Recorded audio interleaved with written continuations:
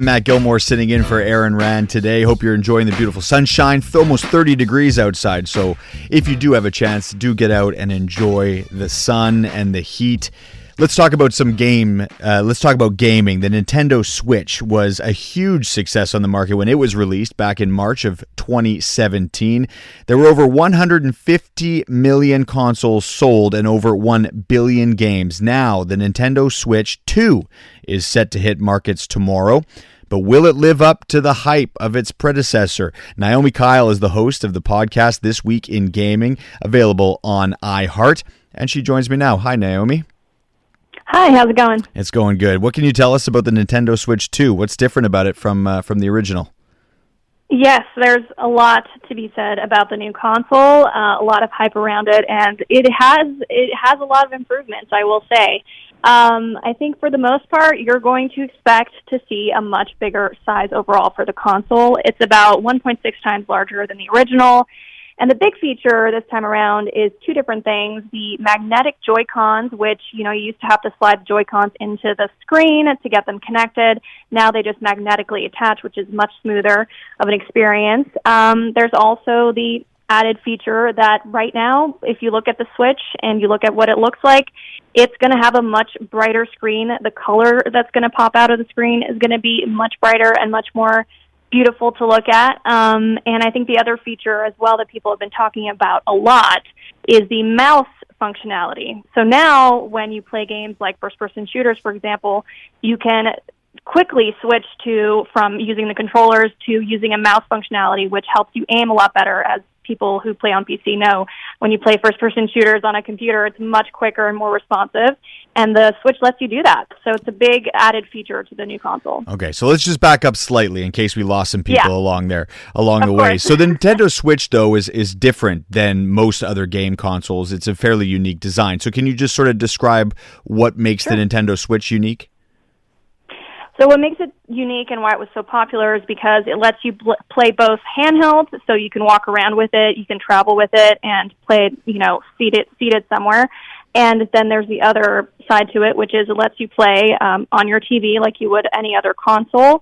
So it has the docking station, which, you place the handheld version of the console into your docking station, and it automatically connects to your television and lets you continue your game play. So if you were playing while walking around in the city and then you get home, you drop your console onto the docking station, you can continue exactly where you left off from that point. Okay. And so you said beyond some of these sort of hardware changes, is there a capacity difference between this new one, or is it very similar in terms of what it's capable of? It is much better in terms of the resolution and what the screen looks like. So it's got a higher frame refresh rate than the original 120 hertz display, to get specific, and the 1080p screen compared to the 720p, which prior to that, we didn't have it on the original console. So it also has HDR capability, and for the first time, you can dock your console, and it will output 4K HDR imagery to your TV, which, again, this all sounds sounds like kind of gibberish for some folks who aren't well-versed in the technical side, but it will look much brighter and much more cleaner.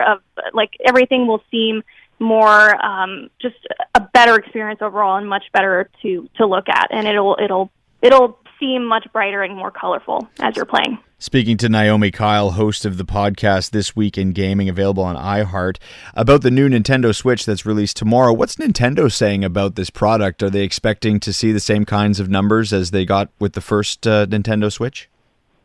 They're definitely touting that. They're definitely touting that it's going to be much bigger sales. If it'll hopefully, their hope is that it'll surpass the sales we saw with the Switch 1.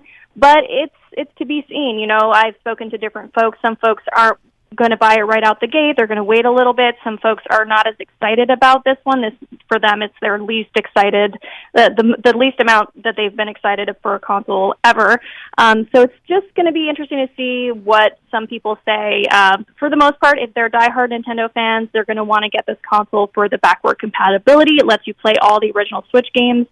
And they're going to want to get their hands on a new console that is much better, much bigger of a display screen, and lets you play a lot of the new games that are launching once the console comes out. And what are we looking at in terms of a price tag? Is this an affordable console, or are we talking about hundreds of dollars here?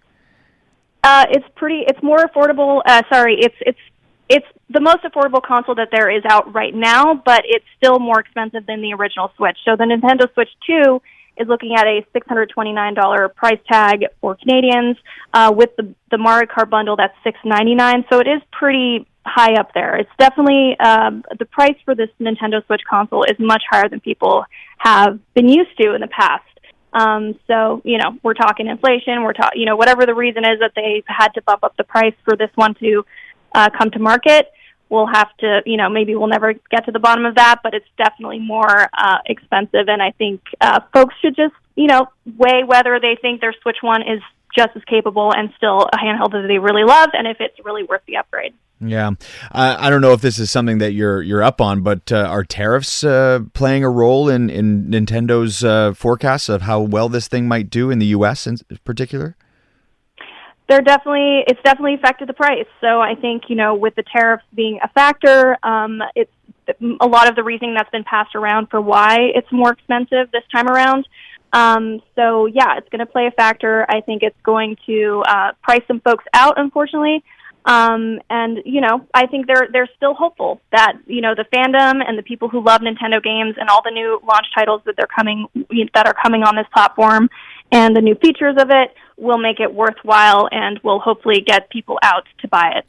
So it's to be seen how much that'll have an impact, but it's definitely affected the price.